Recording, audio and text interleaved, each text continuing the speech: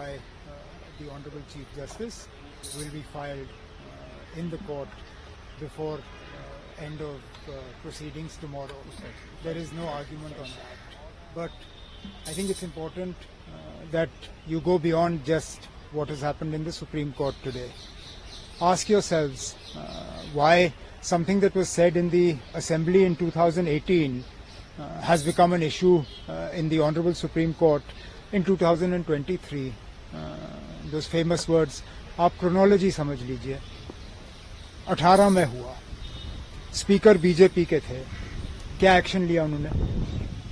आज अगर ये इश्यू उठाया जा रहा है गवर्नमेंट के तरफ से, गवर्नमेंट बीजेपी का है, वो पहले तो ये बताएं ना कि 2018 में स्पीकर उनका था, उन्होंने इसमें क्या कार्रवाई की, क्या कोशिश की उन्होंने उस वक्त अकबर लोन साहब के खिलाफ कोई कार्रवाई करने की?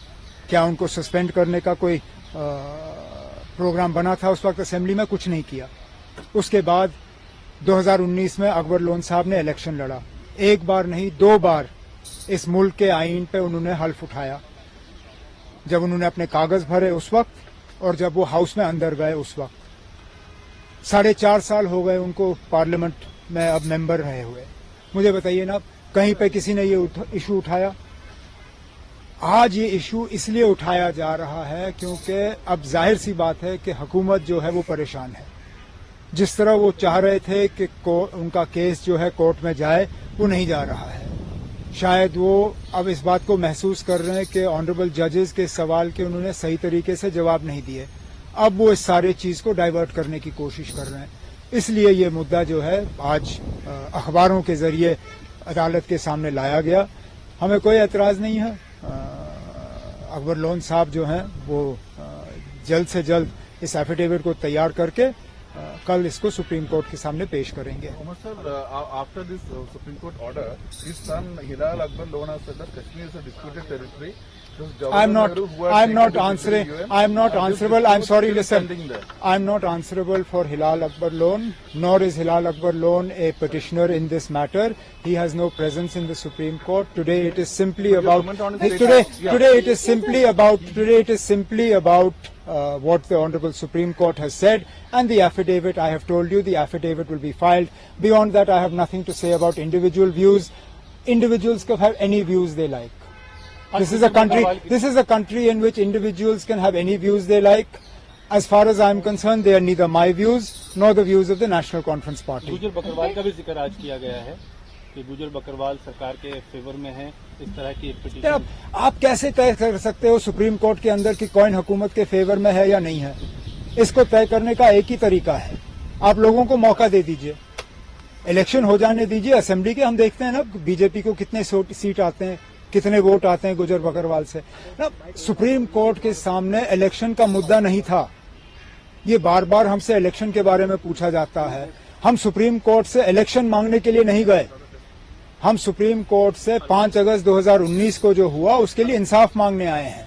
ये इलेक्शन, डेवलपमेंट, ये सब तो बाकी रियासतों में भी होता है. उमर साहब, गुलाम नबी आजाद को वन नेशन और वन इलेक्शन के लिए मेंबर नॉमिनेट किया गया है. Any comment in that? That is for Ghulam Nabi Azad Sahab to understand and explain in what circumstances he is the only politician to have been nominated.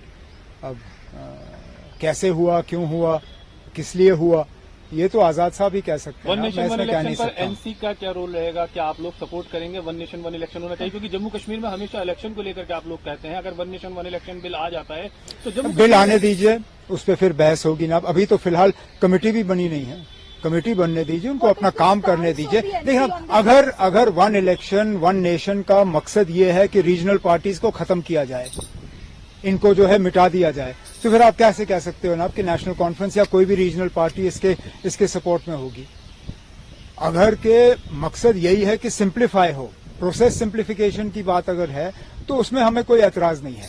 लेकिन अगर मकसद ये है कि इलेक्शन का इस्तेमाल करके रीजनल पार्टीज को जो है खत्म किया जाए, यहाँ के फेडरल स्ट्रक्चर को खत्म किया जाए, यहाँ पे वन नेशन वन इलेक्शन के बाद वो करेंगे वन नेशन नो इलेक्शन, उसका हम सपोर्ट कभी नहीं करेंगे. साहब, आप कोऑर्डिनेशन कमेटी में है, महबूबा मुफ्ती भी हैं, कैसे अलायंस जो इंडिया अलायंस है उसकी सीट शेयरिंग? अभी पहली मीटिंग होने दीजिए. अभी आज ही पहली मीटिंग की जो तारीख है वो मुकर्रर की गई है.